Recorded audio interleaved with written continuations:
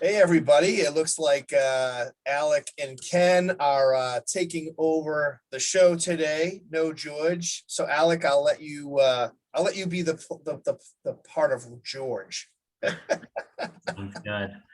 Um, I'll be George, maybe a little bit lower on the volume scale, but I'll be George. Yeah, you couldn't join us today, but excited to be here with you.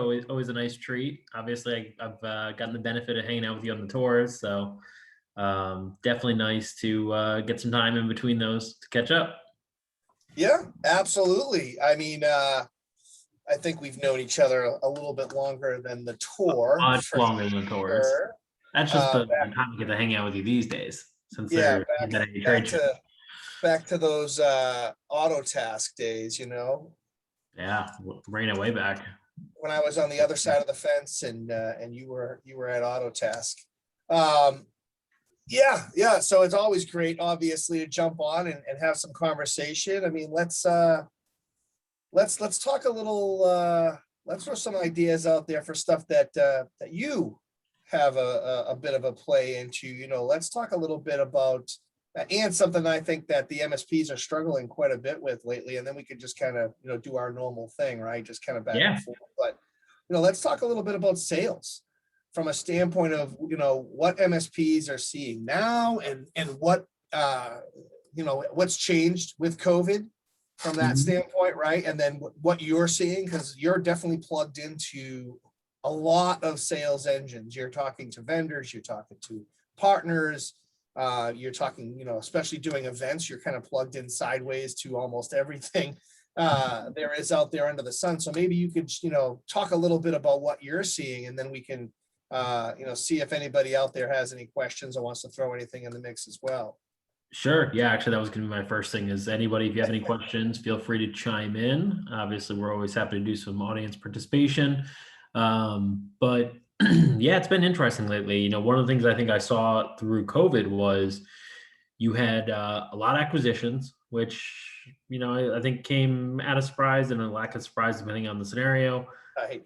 But I saw a lot of MSPs getting strategic in their sales, where I think before there was so much going on and there was so much word of mouth that worked really well, and it's great. But I think it forced everybody out of their comfort zone and into a little more strategy around who are they targeting, why are they targeting, why were they so important to these companies to go remote or to survive through the pandemic from a technology perspective. So I've seen a lot of that. One thing that's been coming up a ton lately, and I'm sure our friend Paul over at Compliancy Group will love hearing this, is HIPAA compliance is coming up a lot, especially in the VoIP world, which is funny because it's something that we're used to, and we've had the stuff ready for it, all the compliance is ready for it, but it's coming up now on, I'd say, 2 or 3 out of 5 deals that are coming through, which is pretty incredible change there. Um, which is good. I mean, obviously, the government put that together a couple of years ago, and it took a couple of years to really connect and hit, but it's happening. And yeah, I mean, I'm seeing a lot more of utilization in the market with digital assets. So I think before, where there's a lot more being involved in your local community, a lot more of that word of mouth. Now people realize that digital's a good way to go. Thought leadership seemed to really spike a lot of MSP sales.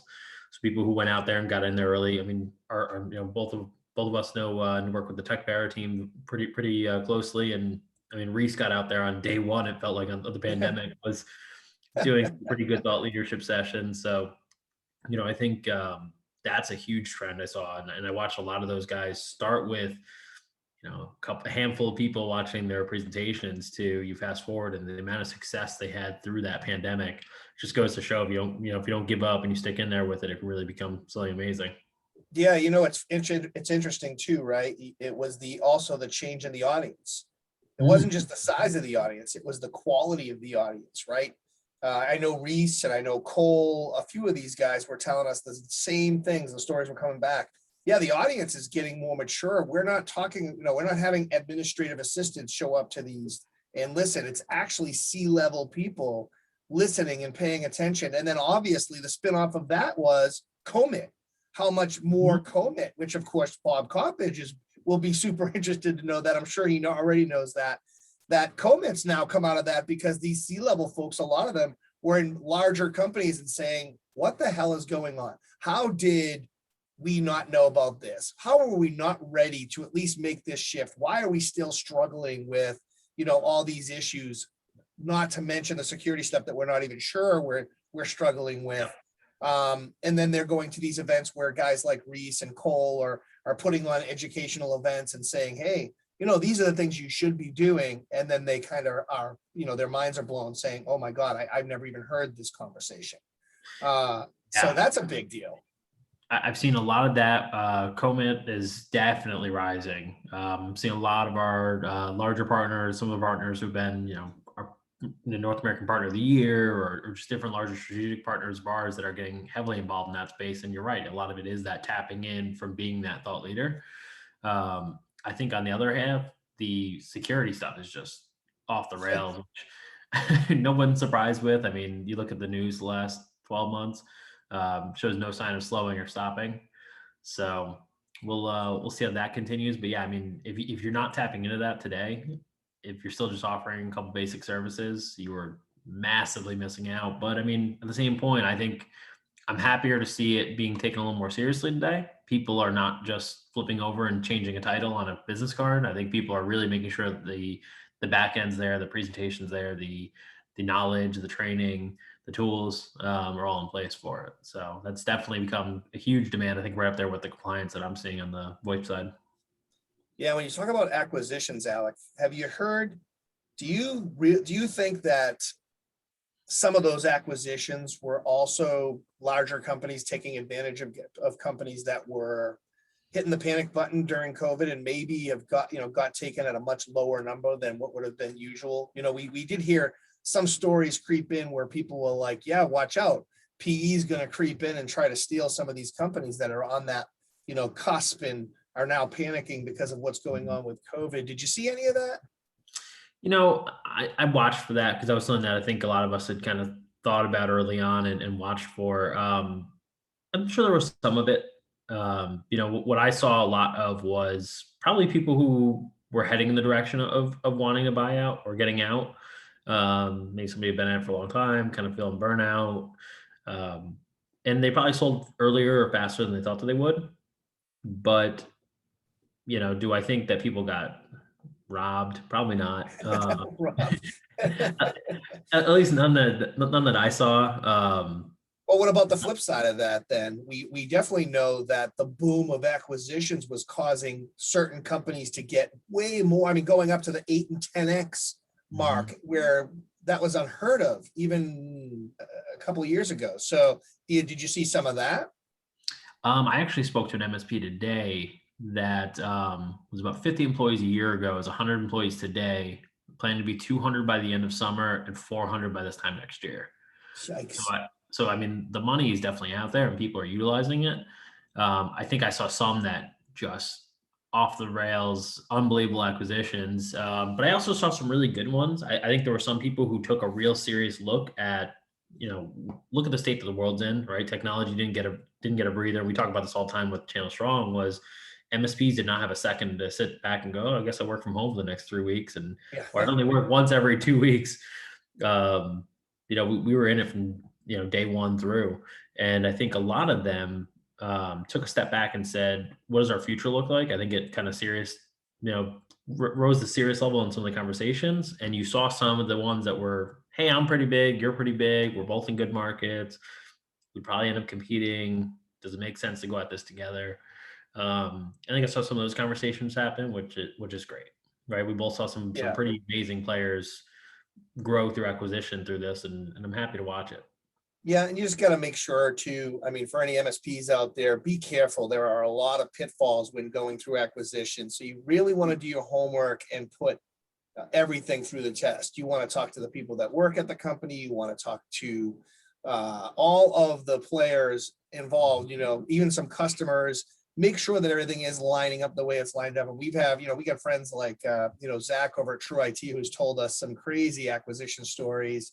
Even even the perfect ones have it, have issues, right? The ones that align up really well, like the Iconics of the world, where they pulled, 5 companies together and they all had the same PSA. They were all friends. I love the story that they tell where they say, hey, we didn't do this on a handshake. We did this with a hug because we all knew each other for 10 years before they pulled it all together. But even with that, you still have accounting, you still have, personalities. There's a lot to deal with. So from an MSP perspective, I do feel like MSP buying another MSP is better than PE coming in and buying MSP. I feel like those are the ones that get a bit shaky and a little bit scary, right? So, but I think from an MSP perspective, even when you think, Alec, you're a great guy, let's merge our companies together. It doesn't go, it's not just about that. You have to make sure that everything lines up, make sure that the bookkeeping and the numbers can line up, and it's an easy transition. Your people are going to get along, the people you want to keep, right? Mhm. And make sure that the customers on both sides are going to stay, right? It's going to make sense to Yeah. everybody. I mean, I think that's part of it, right? Is understanding like what type of acquisition is this, right? If you get approached, I think it's understanding, do they just want your book of business? Do they want your technology? Do they want Right.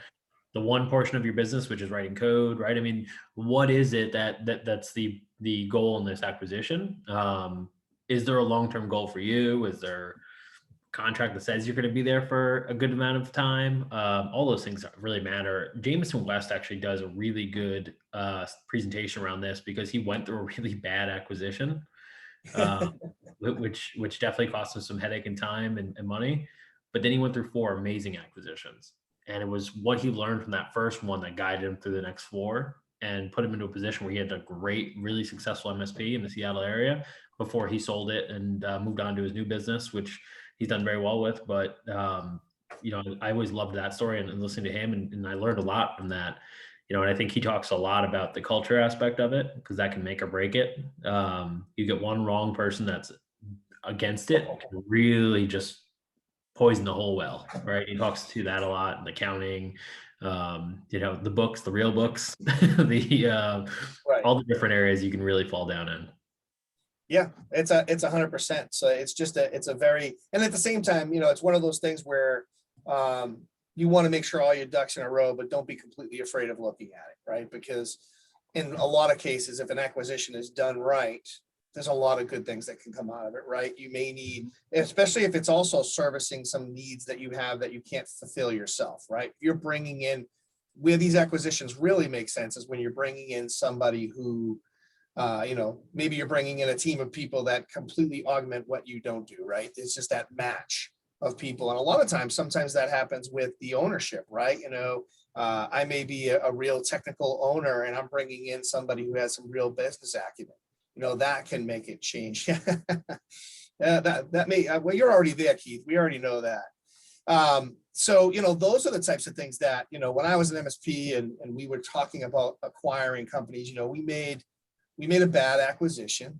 I'll say a bad. I won't go into all of them, but we did make a bad acquisition where we thought we were just buying up this guy's book of business, and we thought that bringing him in would help. And we definitely didn't do all our homework. He definitely caused chaos, brought in another person who caused more chaos. The customers that he had that were the big spenders actually owed him much more money than we thought, and then never came back, right? Never paid it. And then after the acquisition, left us kind of high and dry with that. So you can definitely see where these are the types of things that are going to hurt you in the long run. So you definitely want to do homework on the customer list as well. Make sure the people are happy and they understand that this transition could happen, and that it's a good thing for everybody. For sure. And I think you touched on something important there, which is the expanding your own ability set, right? If you're a Right. traditional MSP, if you're out there, if you're really focusing on just putting 365 out there and a couple of the core services, that's great, and those are all needed. But if you're looking at the world right now going, holy crap, we have to get on the cybersecurity train, maybe there's somebody else in your area that's really focused in that, but isn't offering these other services. Like, to me, that's a great marriage. Yeah, I also think that the cool thing about that is you can work together before it becomes an acquisition. You don't have to jump right into 100%. bed with people, right? You just you work together, you offset services to each other, and then as that relationship grows, it's like then you're going to know there are synergies. Do you work well together? Finding that out after the case is not a very fun thing to do. And I've had partners in the past where I was a lead addition to the partnership, so I didn't have the, I didn't have any of that. I wasn't able to make that choice of saying, oh, this person's not going to be a fit, right? I came in after the fact and had to deal with a partner that just didn't plug in well, and it was no fun to deal with. Just like any job where you have to go to work and somebody's just poisoning the well and constantly being negative and bringing things down. It's even worse when you're dealing with someone who owns the company, who has skin in the game. That makes things, and it trickles down, right? Every single employee feels it and doesn't want to be there, and it changes that whole course of things where, nowadays we're talking about things like traction, right? Where we're all rowing in the same direction. Yeah, that's where one guy's rowing the opposite direction and causing you some pain. One guy's blowing holes in the boat. Yeah, exactly. Drilling holes in the boat, right? It's like having Wile E. Coyote on the boat, and he's bringing all his Acme products on there with you. I think we touched on there is another good one. I think that's a great idea, right? And I think having that relationship up front is really good. I've started to see that more and more with, let's say we're a medical MSP, but there's a ton of legal in our area. All right, well, we're just going to refer that all over to, our friends over at Frontline, right? Or one of the legal MSPs that we know out there that maybe would be a good acquisition partner or merger partner in the future, right? I mean, I think those kind of things make a lot of sense. We're starting to see more of that, which is great. I think George has touched on a ton on here is that castle mentality. Oh yeah. And trying to swim away from that, which is great to see, and I hope we see more of it because there's businesses formed every day. There's no shortage of business out there for any of us. Yeah, it's definitely a scary thing, and that castle mentality. Well, I mean, that's a whole other area, right? I mean, being afraid of your competition and not allowing them in or learning from them is definitely a hindrance. It's not going to help anybody. I mean, that's one of the things that I've said a number of times. I'm not. I have no claim to fame because I took more than one MSP from 500,000 to $6 million, right? That happened through the MSPs in our community. It happened through the conversations that I had going to the exchange events, the IT Nations, the DataCons, going to those larger events and some of the smaller, obviously peer group stuff that was going on back in the day was the real catalyst for everything I did. I did not one day wake up with all these ideas in my head and go back to the office and plug them all in. Matter of fact, I was one of the problem owners until I started talking to other MSPs who kicked me in the butt and said, hey, why aren't you trying this? Or why didn't you do this? And then those things, when they worked, I learned from my mistakes and moved on and realized, okay, these are the things that I have to take back, apply, and work with. And that was starting to get our team rowing in the right direction, as we always point to traction for that type of thing. So yeah, I mean, it's definitely can be, there's a lot to think about. I mean, also, let's not forget what MSPs have to deal with on a daily basis. The amount of things that we always, Matt Lee says we can't say plate spinning anymore, but the plate spinning with your hair on fire, running around trying to do, 30, 40 things at one time, it's a real thing. And so with all the things that are going on, dealing with vendors, dealing with this, dealing with that, and then also, by the way, you have to think of how to be working on your business, right? And not in it. As cliche as that sounds, it's 100% true. That's a lot to think about. So it's just learning how to do it in pieces, right? Prioritize. Where are the places that I'm falling down that if I clear those things up, my schedule is going to open back up? Yeah, and Keith brings up a good point. We have to save time to play golf and cruise on our boats. Well, that comes after, Keith. It definitely does. You have to get to a point where, you can't always blame the fact that you're in the weeds on not getting stuff done because you'll just be in that same space 3 years, 5 years, or maybe you won't. Maybe the space will disappear. As right now, as things are changing right now, that's going to happen to a lot of the smaller folks, right? If they don't pull themselves out of the weeds, that's what's going to happen to them. So finding ways to make little changes that free up your time to work on the business. That's the key. Getting started with, and we always roll it back to Alec, right? What's the main thing? Well, start with who you are, what you do, and who you serve, right? If you don't know that as an MSP, everything else is going to kind of fall out of line. So starting with getting that in line and making sure not only you know it, but the whole company knows that. Once everybody knows those three things, you can start to march forward and then start to put things in place, start to delegate. I know that's the hardest thing for MSPs because, no one's as smart as you as the owner, but there are ways to find good people and delegate that work and break it off so that you can start working on the business. 100%. And one thing I think I saw a lot more of during the pandemic that made me happy was so many more MSPs that even if they hadn't done it previously, started to make plans, started to work with the clients to actually be that technical arm, right? That part of the leadership team. Not just, hey, my keyboard's broken. Can you fix this? It was an actual strategic position. And I saw a lot more of that, even from smaller partners, which was great. I loved watching them step up like that and really guide their clients through, what was a tough and unknowing time. I think that, all those pieces lead up to being able to do that point. And that point is so critical in the MSP and the maturity and moving into that next stage of being that strategic advisor, not just the guy they call when something with a blinking light is flickering, right? Yeah, well, that's another whole separate conversation that we always try to have, right? It's all about learning as you go as well, right? And being able to go from, hey, I fix things. I'm gonna hang a shingle. I'm now an MSP, right? Which is what we all did. We started out that way, but at some point, you have to start move into a more consultative role. Start to become the doctor. We've talked about this. We want all MSPs to start thinking like they're the doctor. Be more prescriptive, right? The same thing.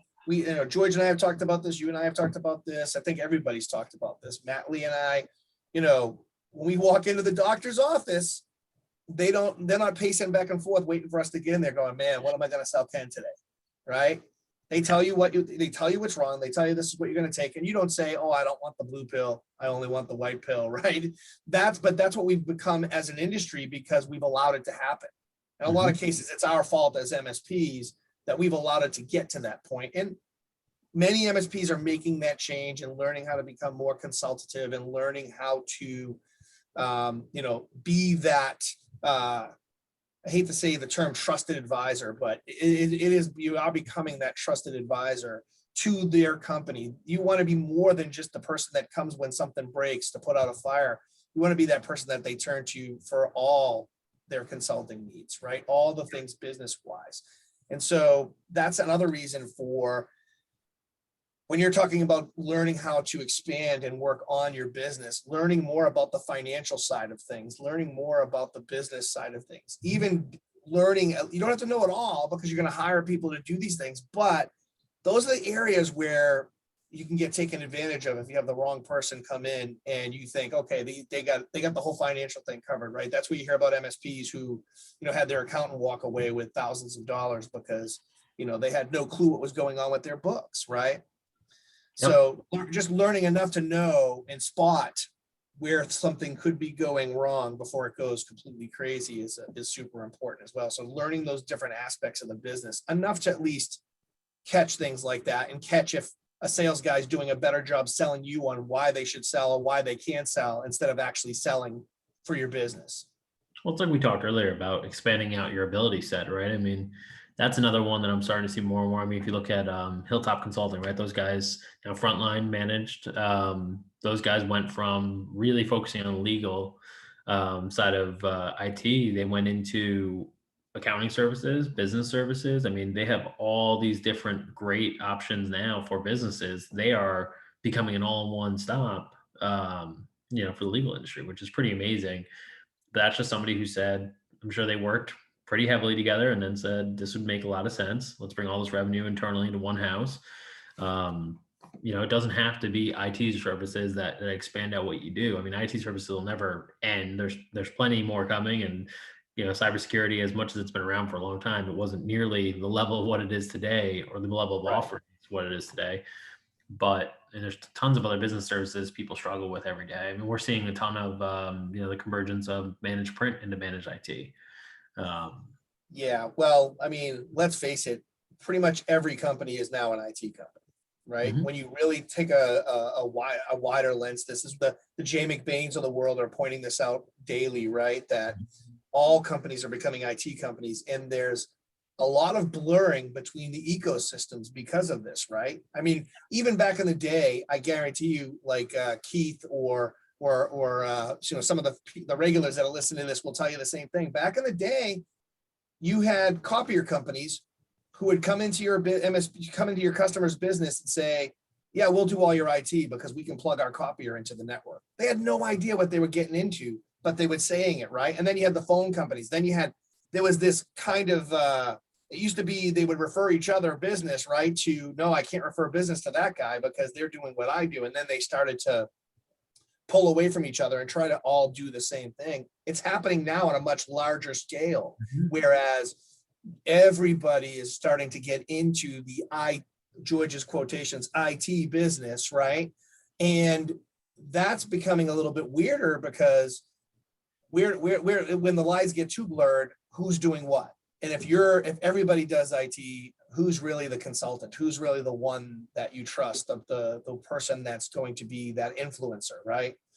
And that's where things are going to get a little bit crazy with those blurred lines. So you're absolutely right. Managed print, accounting, you're looking at phones, right? Everything's kind of blurring, and we're going to need a way to bring that all together and make it still converge and work without it being a complete mess where, nobody trusts anybody. Like back in the day when that first started happening, I remember even the ISPs, the ISP companies were coming into my closets, doing work on their internet when it was down or something. They're talking to the customer and saying, oh yeah, we can do hosted mail. I was like, what? I'm the one that brought you in here. And then you're telling my customer that you can take my business over. So there was a lot of that kind of craziness going on. Now, I won't steal Bob Coppage's line. I'll give him the quote. If you can't take your girl to the prom without worrying about every other guy in the place picking her up, then I guess she wasn't really your girl, right? You weren't doing a very good job. It's the same idea, right? If your customers know you're the person, you're the trusted advisor, you're the one that they trust, that type of stuff doesn't happen. Absolutely. No, and I think we definitely do see that still quite a bit. I know in the phone industry, we see that a ton still from ISPs and phone service companies. They're all these non-public facing landing pages or things that are pushed out pretty heavily to to the clients directly, and that's always an alarming factor and something that we pay quite a bit of attention to. But yeah, no, it's just something that you have to watch, but you do have to have that confidence level, right? That you're delivering more than just, if you feel like you were only delivering managed email to them or hosted email to them, then you've already lost, right? If that's the only thing that you put your foot in the door with because you were convenient at the time, you've already lost, right? But we used to teach that all the time, the stickiness meter, for lack of a better term. But I had a client in Autodesk. He's just, every time he walk into the building, he draw the giant grid. Here's all the services you offer. How many of them are you delivering to this person? If it's less than 50% of this, you're losing, right? It has to be at least 50% to even be scheduled, regulated on the radar to you. This is a long-term client. Actually, it's funny that you say that because I had a similar grid that I used at my MSP. I put it up in the conference room and it had all our services, all our clients, and then what they were using. And then I would incentivize the whole entire company. I didn't care if you were a floor sweeper. Anybody who got clients to use the other services in that grid would get, lightning strikes bonuses or whatever it would take to get them to do that. So, and it was the more shocking piece was I thought I was going to put this grid together and it was going to be about 50%, right? We'd have 50-50. It was more like 30-70, like, holy crap. There are a lot of customers not using a lot of our services. Yeah. And even our, the main services that tie right to each other, not using them. That was actually when I started to realize we have to start getting to the all you can eat and start saying, look, this is our package. This is what it covers. This is what it does.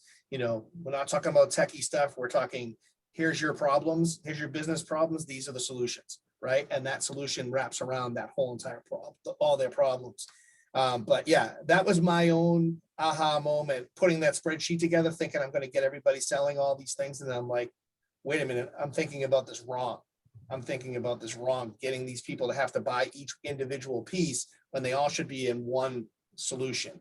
Of course, it didn't happen all overnight, but it definitely took some time. But I had that similar spreadsheet where we looked up and saw, holy crap, we have, 9 or 10 services and we have clients that are using one. Yep.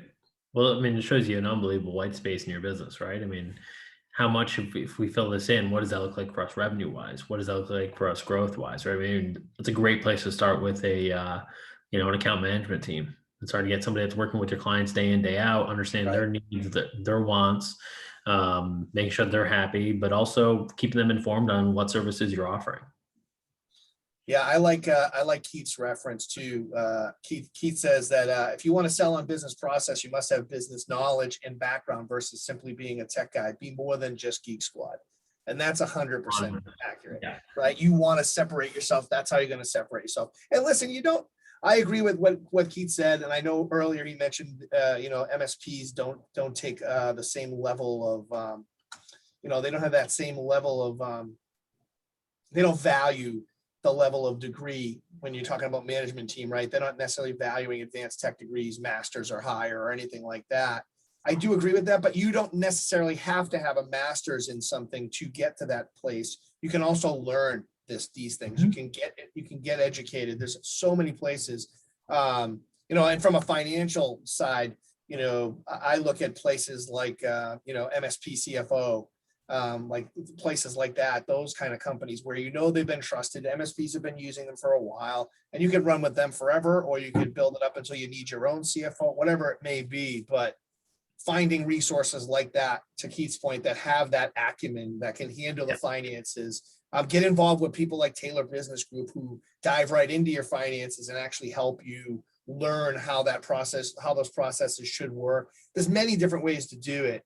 But I do believe that if you just sit back and say, man, there's just too many choices, or I can't figure this stuff out, you'll just end up staying in the same place. And it's no fun to be circling the drain when it comes to finances and trying to figure out where your MSP is going to go next. And I know that from firsthand experience. So, I've been in that position where I was wondering where the payroll was going to hit the next, for the next month, chasing money, to actually being smart enough to say, hey, what are we going to spend this, this cash, what are we going to spend this extra cash on for the next thing? One of the big things we got when things went rolling was we put up a sign up on the building that everybody had been talking about. We moved into this space with the idea that if we ever could afford a sign at some point, it would be great, right? We were smaller, we were building our way up, and we had this location that was on the corner of two major highways. We're like, man, someday, and we never thought that someday would come as soon as it did. But once we got our finances in order, we finally got the money to put this sign up, and it was just a beautiful thing. Big, giant, lighted sign, and it was on the crossing of two highways. And it was all because we finally got to the point where we weren't chasing payroll, we weren't chasing customers for money. We started to value our team a little bit more, and then also started to find customers that valued what we did, instead of chasing anybody who would anybody who we thought would pay a bill. But that's a whole other story, right? Yeah. Being able to, get these things down is super important, and it does pay off. I know it seems hard in the beginning when you're digging it and you're in the trenches and you're digging, but speaking as someone from experience who's been there, been in those shoes, was down at the 300,000 mark company, and we got up to $6 million. It didn't happen overnight. And I'm saying it's definitely hard, but you can do it. So don't give up. Mhm. Just stop doing the same things that are getting you in the same spot. Try changing, try new things. Reach out to other MSPs that have been in your shoes and have had those problems. Reach out to vendors, they're all there to help. Just make sure that you're actually going out there and looking and being open to the change. Because some of the things that people are going to recommend you are going to be painful, and you're going to think, "Ooh, I don't know if I can do that." I'm telling you, be open to change, because it can make a big difference in your business. And you can talk about doubling, tripling your business size, and doing it in a healthy way, not just adding dollars and not adding profit.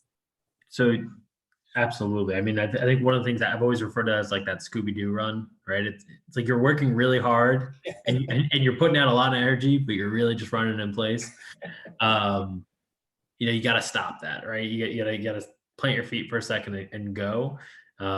Change sucks. Change is scary. Change feels like everything could fall apart if you change anything when you're in that mode. But at the same point, when you do, it's unbelievable how much more money you can get, right? And you tap into another one there, which is the vendors, right? I mean, you touched on earlier, a lot of my career has been working with the vendors in the space.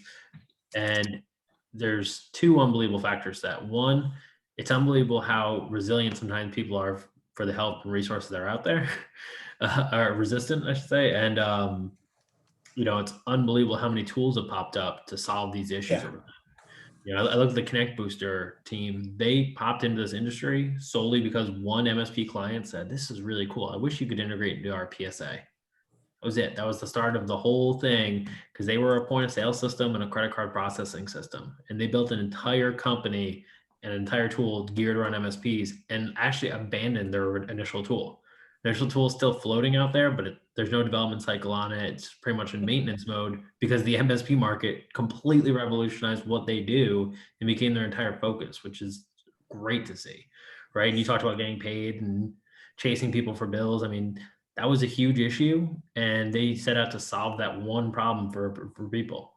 And you look at the resources that are out there. I mean, you guys literally just did a huge strategic acquisition solely to help educate the market. Like you look at Right. how many people that are out there that, I mean, PAX 8 brought you in, right? Because you had that past experience, because you built an MSPs, you built many MSPs in a consultative role and in different leadership roles. So the amount of focus that's been on that education and bringing in those people with the real life experience, I would love to watch people tap into that more. I'd love to watch.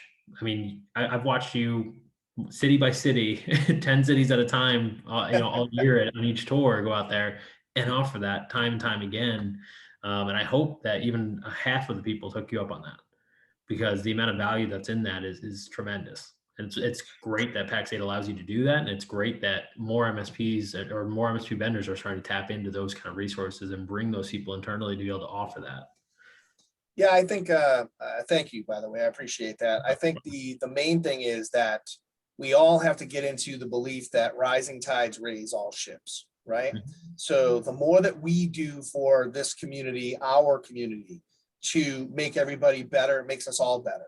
When you talk about the fact that the MSP space is responsible for this used car salesman look that we have on us, right? Well, let's try to change that. How do we change that? Well, we change that by educating every MSP. The ones that don't want to listen, I mean, unfortunately, will probably go by the wayside with this wave of change that's happening right now. So I'm hoping that most MSPs will listen and at least try to do some little changes to begin to allow the customers that they're approaching, their prospects, to see the value in what they do, as opposed to just saying, we'll fix anything, we'll do anything. Because that mentality is not going to help. And I'm sure there's still companies that are doing that. I'm sure there's still prospects and customers that like that, want to abuse that. But if you want to have a successful business, and by success, I mean on every level, I mean profitability, I mean every possible level. I mean, I just can't even go through all of it. Just your people are happy, you're happy, your customers are happy. All these things have to kind of, come into play when you start to do this in the right direction. And if we can keep educating each other, helping each other, it makes us all better. And we have to do this in a number of ways. Look at what's going on with security. If we can somehow pull together and get the CMMC thing off the ground as an MSP community, that's a big change. And now start to show standards, what level you're at when it comes to security. That's a big deal. So there's just so much. There's so much out there. And again, for me, as much as Alec, I do put myself out there, and Alec, pump my tires a little bit there. I'm no expert. I'm definitely not an expert, but I have seen a lot. I have been witness to a lot of things in the MSP space, and I'm willing to share that. I'm willing to share the mistakes that I've made so that you don't make them. That's the difference.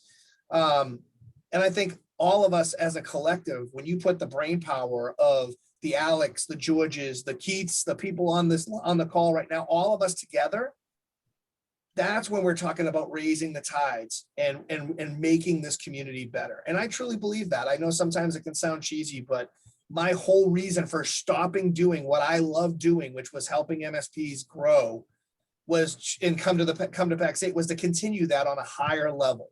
And I hope that I've done that. I hope that I'm still continuing that. So again, not a sales guy. I'm an engineer by heart. Sometimes I sound salesy, and I wear my heart on my sleeve when I love what I do, but I love this community. I love what we do. And I do truly believe we need to protect it right now more than ever in a number of different ways. We have to protect it from that stereotypical, we're just looking to make a sale. And we need to protect it from the fact that we're under attack, and it's not going to stop.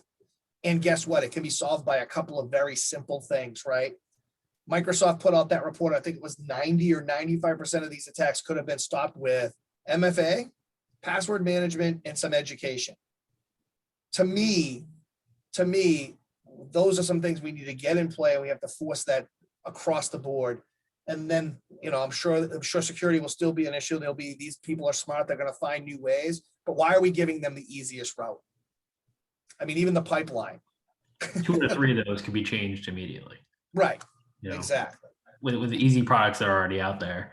It's amazing to me that that's still an issue, right? I mean, you look at across the board, and every larger MSP that we have just said there's no questions asked. There's MFA or you're not our partner. Period. Right. I don't care if it's inconvenient for you.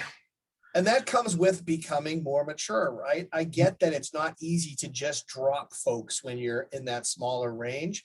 And that's where, we always recommend books, right? I would highly recommend going out and getting the Pumpkin Plan. And that's by Michalowicz, I believe. I got to think about hold on, I know I had it. Yeah, Mike Michalowicz. Excellent book. It's going to teach you how to weed out those the bad customers and keep the good ones. I have a couple of tips and tricks on that too. I've done it in some pretty unique ways, and actually ways that netted me more business even after letting customers go. Not always, but still doing it the right way can help with that. And then also we mentioned traction 4 or 5 times. There's a number of traction systems out there. EOS systems out there, traction being probably the number one. I say this all the time at mission briefing. There's one called Patterson that one of the partners brought up with me. I'm not related. I have no connection to that, but I have heard good things about Patterson EOS as well. But find an EOS, get into some of these books like Pumpkin Plan, and you'll find there are ways that you can do this without, we're not saying, hey, go kick every one of your bad clients out and fire them tomorrow. No, but find a way to have a plan to get them to that point where everybody on your system, because here's another thing. It's not just that they're not paying their bills or they're terrible to you or anything like that. They've now made you, they're now a liability to you. No matter what your paperwork says, no matter what you write up, Brad Gross will tell you this too. You're still liable for the things that they do because you're their IT department. 100%. And I think we're going to see more of that in a scary fashion over the next few years. The truth is, compliance and regulation in our market is just beginning, right? People feel like it's already a headache now. It is just getting started. And the more big scale attacks, more pipelines that get hacked, the crazier that's going to get for our industry, and we have to be ready for it. And I hope to see, I know Microsoft and some of the companies out there have, their lobbyists on Wall Street. And I hope to see some of that really geared towards helping our market out over the next few years. I know CompTIA has talked a lot about that, and working with those companies to make sure we have a representation out there, which is great. CompTIA actually pulled out. They did, but they're still working with those larger vendors to make sure that our voice is represented, and hopefully we see more of that. Actually, a couple of years ago, the other one that kind of really rang true to me was some of the reporting that's able to be pulled. I had an MSP that shared with me a report where they called me up and we were talking about just business, how everything was going, and they said, "Well, I'm about to fire my largest customer." And I was shocked. It was still pretty early days for me, and to me, that was just a dumbfounded idea. But he pulled up the report right there within Autotask and said, "Look at how much they're actually costing me." They were costing him more than a customer was a third of the size. And that's why metrics and KPIs are so important, right? You have to know those things. We were talking about firing clients. I had a customer that was paying me $5,000 a month back in, oh God, I don't even want to say how long ago, but it was a long time ago, probably before we were calling it the MSP model. But anyway, they were paying us $5,000 a month, and I was happy. I didn't realize they were abusing my people. They were taking so much of our people's time. There was just a lot going on. And then when finally, I'd like to say I smartened myself up, but when it was another MSP who smartened me up and had a conversation with me about it, and I started to learn a little bit more about these types of things and digging into it, I found that these guys were costing us money, costing my people so much pain. And I did the same thing, Alec. I said, you know what, we're gonna fire these guys, but I did do it in a different way. I actually went there and met with them in person, sat down with them, and before they could abuse me, the two owners were these two guys that were super abusive and they were ready to jump on me. I said, listen, guys, before we get started, I just want to tell you, I feel like our companies are going in different directions. I feel like we can't support the needs that you guys have. And I think that that's showing. I think that's why you're coming at us. And they were like, what? Like they just couldn't believe what I was saying. And I said, but the good news is I have found you another company that can help step in and take this. We're going to white glove the service and we're going to make sure that you get taken care of. And what I did was I found a break fix guy who I explained everything to. I was completely honest with, and he's like, yeah, I don't care. I'll take them. So he took them on. We white gloved them off. I got back to the office. My techs were high-fiving. They were so excited. It was crazy. I'd never seen anything like that. Everybody was so happy. Right. So there was that piece of it. My techs were happy. I broke this relationship off. I thought, well, I'm losing $5,000, but I realized we were probably spending $6,000 to keep them happy every month. And then, so they high-fived me. I get back to the office. A month in, we found out that our productivity went up 30% by those metrics and by those KPIs we did. So a 30% increase on top of not having to worry about this. My people, my culture got better. Everybody was happier. I'm like, wow, this is crazy. I learned so much from this one customer. And then about 2 months later, I get a call from the administrative assistant at that company. And she's like, Ken, I've never seen anything like that before. Those guys were jerks. And you just kind of stepped in, and on top of like letting them go, you actually found somebody to help them. I'm like, well, I feel like it's just better to do things in a nice way and exit positively. And she's like, well, I'm kind of glad, because that's why I'm calling you. I left and now I'm working at another company. And I was talking to the owners about you and how you handled the situation. And we'd love to have you come in. And I ended up going in there and getting like another $5,000-$6,000 a month deal with this new customer. So that was like the trifecta of why it's good to be positive on your exit just as much as on your entrance, right? And I spent a lot of time honing that skill, because being from Boston, I could be quite, I would have loved to just go in there and you're fired. But I have found that even that one time probably paid for any number of other times that I did it in that same way. And then I learned how to not get those customers anymore, right? I started disqualifying customers in the first 10 minutes of a conversation. I started training my salespeople how to do the same. I happen to have my brother as a sales guy who learned the Sandler sales method, and he could make people cry on command pretty much with that system.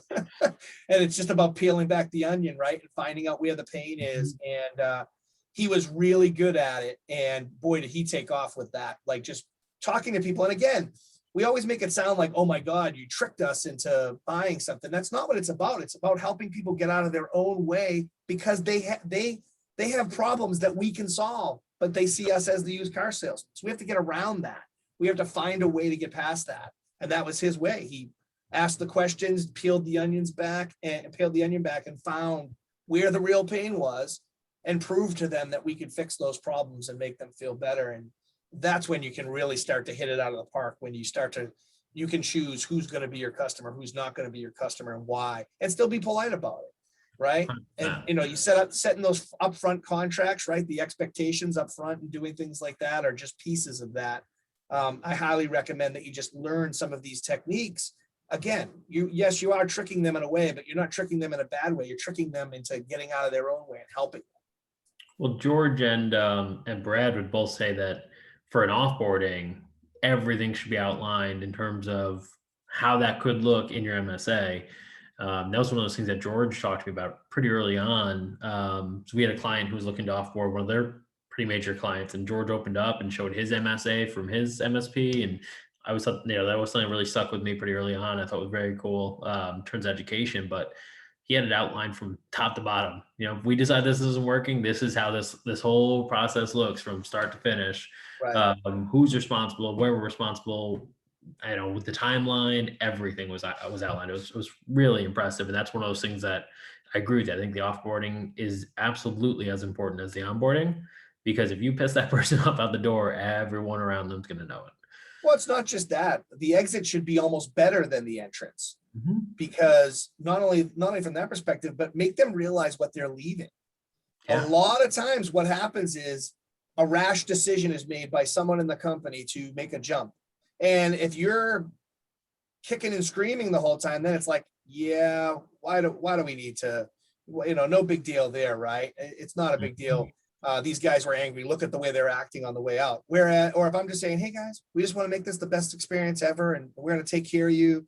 They're going to be on the way out going, man, should we be leaving these guys? Like, already these other guys have this problem. And then when something happens, first person they're going to call is you, right? It's not going to be, oh crap, I'm not calling them, I'm going to the next one, right? It's, those guys were so nice on the way out.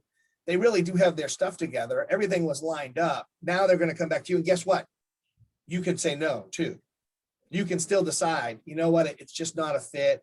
Maybe I can help you find somebody else, but I mean, not always going to happen, right? You may want them back. But my point is, the power's in your hands to make that decision if the value really was worth it. If they leave you and 3 months later, your productivity went up when they left because of the things that Yeah. were going on, and they want to come back, may not be a good idea to come back. And I also include the whole team in that decision as well. After my first experience of, everybody hating me because they felt like I took everything on, I used to bring the team in and say, hey, look, company XYZ wants to come back. They've had a real rough go of it. They don't like where they went. What do you guys think? And I would get their feelings on, why they didn't think it was a good reason to bring them back as well. Also, you can also find out some really key things about your team too, because if it turns out they're just angry because they had to do work, that's a whole different problem, right? Like, there are things that you want to find out if your team is doing things the correct way too. Did you actually lose that because you didn't handle things properly, right? There's all these pieces that have to be figured out as well. Don't just assume, oh, those guys stink. Let's let them go anyways, right? Make sure that everything was being done according to your plan, your process, right? That's super important to all of this, right? You have to make sure that you're not just saying those guys suck and kicking them out the door. Well, it could be someone on your team. It could be something to do with your process too. Don't always be so quick to blame your team either. Look at the process. Make sure you're setting them up for success. You're not setting them up for failure, because those are pieces that can fall apart and cause things like that to happen. Again, I'm speaking from experience, so I'm not just throwing it out there. These are things that I made those same mistakes on, where I was looking at things and going, oh, this customer's horrible. And then if I smarten up and dig into it a little bit, like, oh crap, we're kind of horrible. We missed this, or, we didn't get back to them, or, things like that will start to come up. When you put processes in place and you have your metrics in place to measure that and make sure that all those things are accurate, you don't have that issue. Absolutely. No, 100%. I think that is a great note to end on. I know we're getting towards the last few minutes here. I do want to cover a couple quick things. Obviously, we got a Boston and a New York guy on the line. Very exciting that we're heading over to our home turf this quarter. So we'll be going through Q3. We're heading to the Northeast. We're starting in, is it Reston, Virginia? Kind of right outside Richmond, DC. Reston area, yep. So we're heading there. We're going up through Baltimore, Jersey. We're heading all the good stops all the way right up to, I think we're right in that northern Jersey, kind of Jersey City area, heading out to all the way up to New Hampshire, Boston, Connecticut. Yep, double Massachusetts stops. So it'll be a nice tour. And honestly, this is the one we haven't done yet because it's been such a lockdown area of the country. So right. Very excited for that. So that's kicking off in 27 days, which is crazy. July 19th, baby. July 19th.